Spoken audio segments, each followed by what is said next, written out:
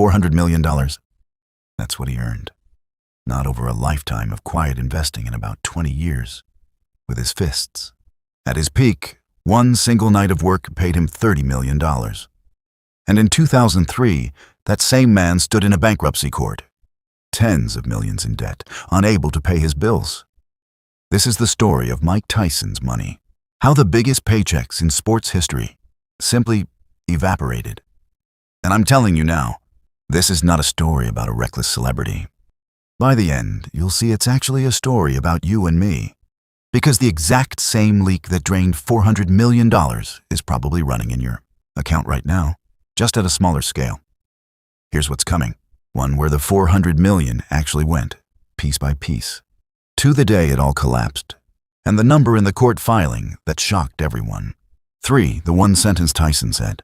Afterward, that explains the entire disaster better than any accountant ever could. And 4, the part you can copy, and the part you must never copy. And before we start, hear this. If a man can earn $400 million and still go broke, then your struggles at an ordinary income were never about being weak, or careless, or bad with money. Hold on to that. It's the whole point of this story. Mike Tyson did not start with money. He started with nothing, and I mean nothing. Born in 1966, raised in one of the poorest, roughest neighborhoods in Brooklyn. Arrested again and again as a kid. His mother died when he was just 16. The man who saved him was a boxing trainer named Cus D'Amato, who saw something in this angry, frightened teenager and became his legal guardian. And what Cus saw was real. At 20 years old, Mike Tyson became the youngest heavyweight champion in the history of boxing. Nobody had ever done it that young.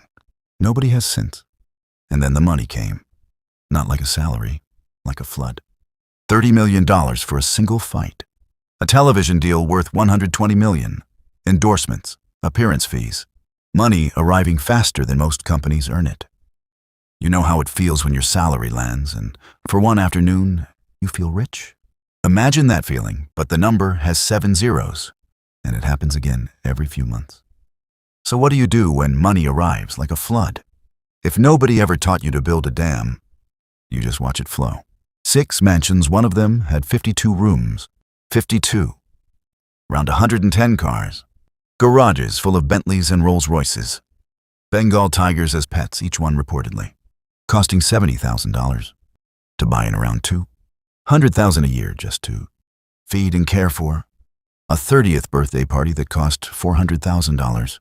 One shopping trip to a London jewelry store, nearly $700,000. In an afternoon. And the entourage. This part matters more than the tigers. Tyson traveled with more than 50 people. Friends, staff, hangers-on, and he paid for everything. Cars as gifts. Bills covered. Everyone around him was taken care of. Remember that phrase. It's coming back at the end, and it's going to hurt. It's now maybe you're thinking what I used to think. Okay. But he was earning $30 million a fight. Surely you can't outspend that. Here's what nobody tells you. The spending was only half the leak. The quieter half was everything he never looked at. Taxes going unpaid year after year. The tax office eventually became his single biggest creditor. Contracts he signed without fully understanding. He later sued his own promoter for $100 million, claiming his earnings had been siphoned away for years. Serious legal troubles, including 3 years in prison right in the middle of his prime with lawyer bills. Eating millions more. A $9 million divorce settlement. Sound familiar at a smaller scale. The money that leaves without a decision. The paperwork you never quite read. The bills you don't open. Tyson wasn't doing something different from most people. He was doing the same thing with more zeros. Because here's the truth at the center of this story. He never had a plan for the money. And when you don't have a plan for your money, everyone else's plan wins. The entourage had a plan. The jewelers had a plan. The promoter had a plan. The tax office definitely had a plan. $400 million, and every dollar followed somebody's plan, just never his. Quick pause. If this story is landing somewhere personal, tap like and subscribe. This channel tells the money stories nobody teaches in school. Because what happens next is the part everyone remembers, but the detail. Inside it is the part nobody talks about.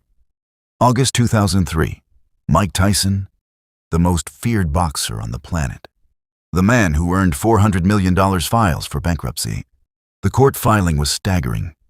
Reportedly more than $23 million in debt.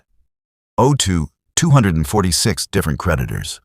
The tax office, lawyers, ex-wives, trainers, even child support. By the following year, court records put the whole at around $38 million. The 52-room mansion sold to a rapper for a fraction of what it cost. The car's gone. The tiger's gone. At 37 years old, the flood was over, and there was no dam, no reservoir, nothing saved. 20 years of the biggest paychecks in sports. And the total kept was less than zero. But here's the detail that stops me cold every time the one I really want you to sit with. In 2004, at 38 years old, Mike Tyson opened a money market account, basically a simple savings account. His first one, ever. He put in just over $5,000. Think about that. The man had earned $400 million and had never once, in 20 years, opened a savings account. Not because he was stupid, because nobody ever taught him. And the flood never forced him to learn. The first real container he ever built for his money held $5,000. After $400 million had already passed through his hands like water. And then Tyson said the sentence, the one that explains everything, the whole $400 million better than any financial expert ever could. Looking back at where it all went, he said, I took care of everybody else, but I never took care of myself. There it is, the entourage, the gifts, the parties, the bills he covered for 50 people, everyone was taken care of. Everyone except future Mike. Nobody ever paid him first. Not even him. So let's name the real lesson, because it is not don't buy tigers. Here's the contrarian truth this story proves at the most extreme scale possible. Income doesn't protect you. Not at 400,000. Not at 400 million. Income is how fast money arrives. Wealth is whether any of it stays. Tyson's income was a fire hose, but he was pouring it into a bucket with no bottom. And a bigger fire hose never fixes a bottomless bucket. He didn't run out of money. He ran out of gap, the space between what comes in and what goes out. His gap was zero at every income level, so the outcome was always going to be zero. A paycheck, even a $30 million one, is not a plan. I now compare him, for one moment, to a janitor. I've told you about on this channel a man who never earned more in a year than Tyson spent in a weekend and quietly died with $8 million.